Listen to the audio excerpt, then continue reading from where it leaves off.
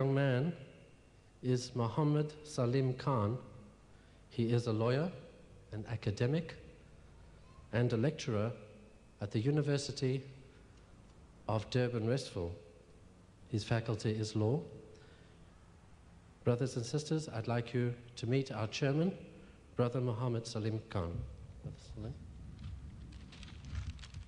Thank you. Peace be upon you and the mercy of God. This, translated into Arabic, reads, Assalamu alaikum wa rahmatullahi wa barakatuh. Ladies and gentlemen, that this symposium is God-ordained is indisputable by all those who believe in God.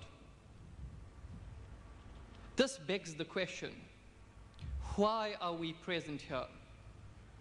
Why is it that of the millions of people in this world, you in particular have been destined to attend this symposium? The definite answer to that question rests with Allah alone.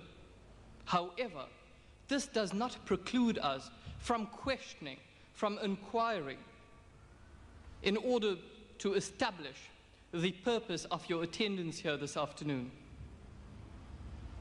For it is only through serious inquiry, positive questioning, can one aspire to enlightenment and thence appreciate the greatness of our Creator. To my mind, ladies and gentlemen, and I submit this respectfully, we are here this afternoon to be educated and possibly to educate. The path to education is one paved with humility. In order to aspire to any great heights in education, in any facet or in any sphere, one must be able to acquire certain characteristics. Firstly, one must be able to shed off the bondage of skepticism. One must be able to shed off the bonds of subjectivity. One must be able to analyze issues objectively. Ladies and gentlemen, that objectivity is important, is trite. However, immaterial how compelling an argument is, if a person does not want to accept, if he does not want to accept a conversion of his ideas or beliefs, he will not be converted. For Allah clearly indicates in the Holy Quran that it is for Him to convert ideas, it is for Him to convert ideals. I'm not suggesting, ladies and gentlemen, that one should reject or abandon one's innate beliefs. What I'm merely submitting is that one should not allow one's innate beliefs and one's subjectivity to prevent one from analyzing someone else's belief, from analyzing someone else's argument, even if ultimately it resulted in the rejection of this other person's argument.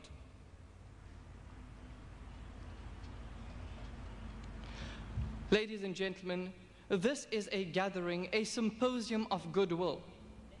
It is a coming together of different religions, Islam, Christianity, and possibly aspects relating to Judaism. That these religions are similar begs of no doubt. They are like peas in the same pod, yet they are characterized by certain differences. It is hoped that in symposiums of this nature, in conferences and in discussions, there will be a resolve effectuated to these differences. Ladies and gentlemen, it is my pleasant task of being chairman this afternoon. It is indeed our privilege to have with us this afternoon our very own Mr. Ahmad Deedat, an eminent scholar of religion, a person who is responsible for a number of publications, an author of publications, a person of international repute, one who has especially in recent days acquired great renown. It is also our privilege to have a visitor from Canada who will be introduced to yourselves in due course. He too is a very prominent personality, one whose reputation precedes him, and we shall have the benefit of his knowledge this afternoon. Ladies and gentlemen, I present Mr. Ahmad Deedat.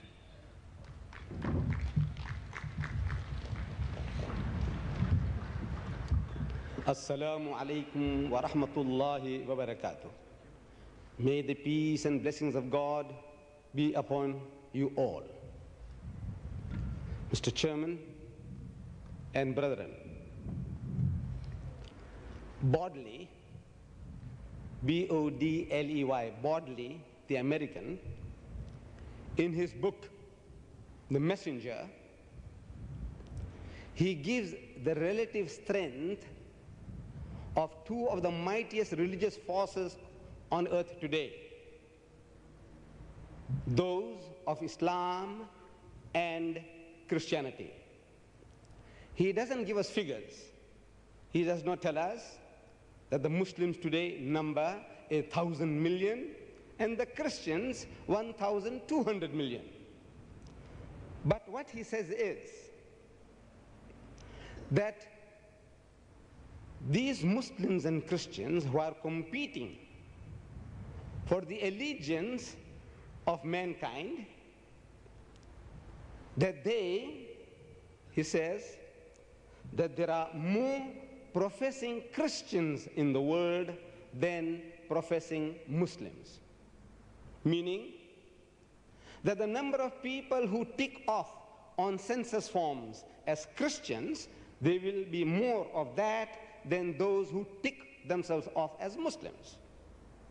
That there are more professing Christians in the world than professing Muslims. But, he says, there are more practicing Muslims in the world than practicing Christians. If I said this on my own account, blowing my own trumpet, would not have carried much weight. It makes me happy to quote an outsider, an American, and a Christian at that.